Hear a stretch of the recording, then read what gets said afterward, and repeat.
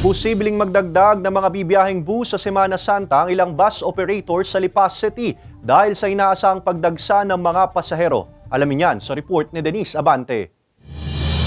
Walang pila ng mga pasahero at naghihintay ng oras ng kanilang pag-alis ang mga bus sa Lipas City Bus Terminal. Ito ang normal na sitwasyon kapag ganitong ordinaryong araw. Pero sa darating na March 22, ilang araw bago ang Semana Santa, asahan na raw ang pagdagsa ng mga pasaherong pauwi sa kanilang probinsya ayon sa terminal officer ng isang bus company. Kaya magdadagdag daw sila ng mga unit ng bus na babiyahe. Yung aming company at siguro yung other company rin, mag-a-apply din po ma'am ng mga special permit or additional buses para ma-supportahan po yung pasahero natin dadagsa.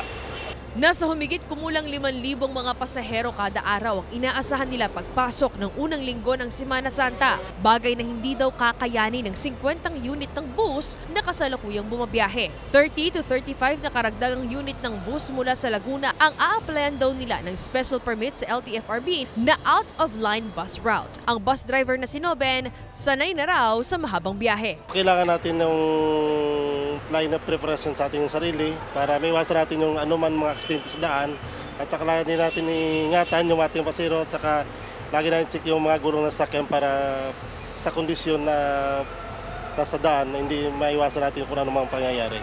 Ayon pa sa terminal officer, magkakaroon din sila ng advanced booking para sa mga nais magpa-reserve ng masasakyan.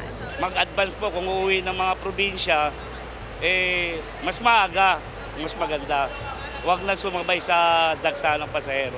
Para hindi ahaba yung dagsa ng pasahero sa terminal. Ipapatupad din ang mahigpit na seguridad sa terminal. Nagdurubing kami kung ano yung mga dapat na kailangan tulungan, kung ano yung mga kailangan na ayusin ng mga driver. Magdadagdag sila kapag actually kung kukulan. Kasama si J. Arman Hares, Denise Abante, Balitang Southern, Tagalog.